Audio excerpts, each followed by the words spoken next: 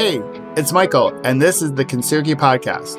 I'll be back in a minute with today's conversation about resilience. But first, if you're interested in creating a better life, having a better career, please visit KintsugiPodcast.com and grab your free workbook on how to have a better life.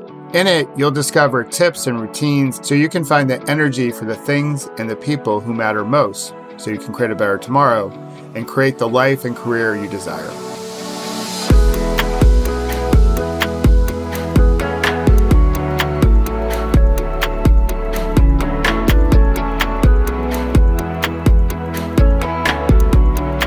I recorded this conversation about resilience in the second week of Corona here in the United States, after feeling the heavy energy that so many people were carrying around with them. When I was younger, one of my favorite activities was skipping rocks and watching the ripples spread across my grandmother's pond. This conversation about resilience is about being aware of our ripple, because we can spread worry or anxiety, that can be our ripple, as well as hope and opportunity. I hope you like it. And if you have a question about today's conversation, or really anything else, please visit KintsugiPodcast.com and leave your question there, and I will answer it during a future conversation about resilience. I think we can all agree the first few weeks of the coronavirus have been less than awesome sauce across the world, especially here in the United States. And the numbers are going to get worse before they get better. That said, we can hold multiple thoughts in our head at the same time. We can acknowledge, as we should, the real pain of today, the real suffering. And we can also see the courage of our healthcare professionals and the opportunities that can come out of all this to create a better tomorrow. If there was any doubt, this week has shown us how small the world is. It's removed all doubt. And how connected we really are as this virus ripples across continents, countries, and throughout communities. And although it may be a little too woo-woo for the corporate world, for corporate America, our energy or our vibe or how we show up also ripples. At this moment, when we feel like we don't have control, we have more control than we realize. We can control how we show up. Through our behavior, we have control on how far this virus ripples and how fast it does. And we also have control over what type of energy we want to put out into the universe, into our communities, and what type of energy we wish to take on and absorb. Look at the beginning of all this in the United States. You saw one person anxiously hoarding at the grocery store, and that rippled to another, which rippled to another. And then all of a sudden, we see stories about running out of toilet paper. Or if you watch cable news for longer than 5 minutes, which may be 5 minutes too long, it's probably better to read the news. You feel the energy coming from those commentators, and that can ripple faster. That anxiety and worry can ripple faster than the virus. And it's left so many of us drained at this moment, which is definitely a bad moment.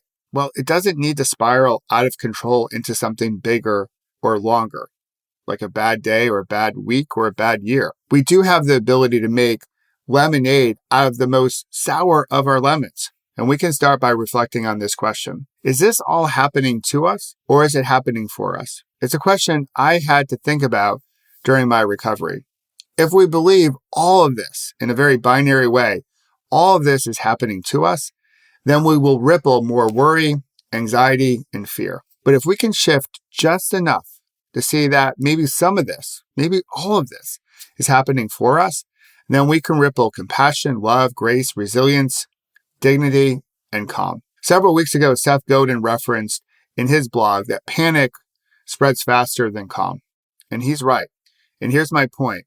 When we set our intentions on how we wish to speak about this at the end of the year, when we look back on this moment, I know we will want to talk about how compassionate, resilient, and calm we were in one of our most difficult moments. And when we can show up in a way that can ripple that, then we can get through this moment together.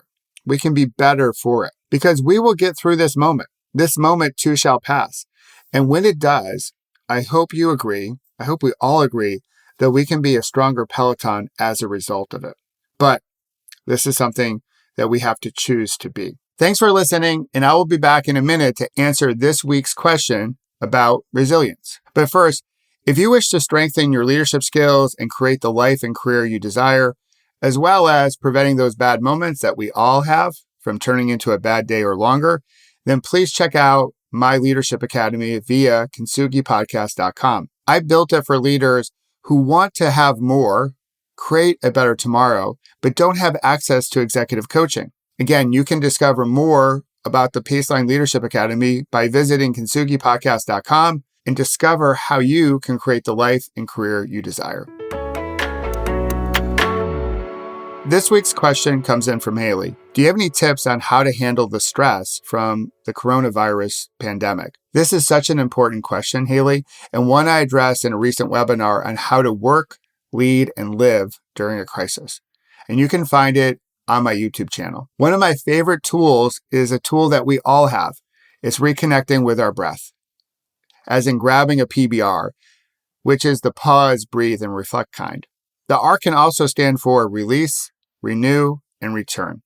We need our breath more than ever to slow things down and build the resilience we need to get through our current moment.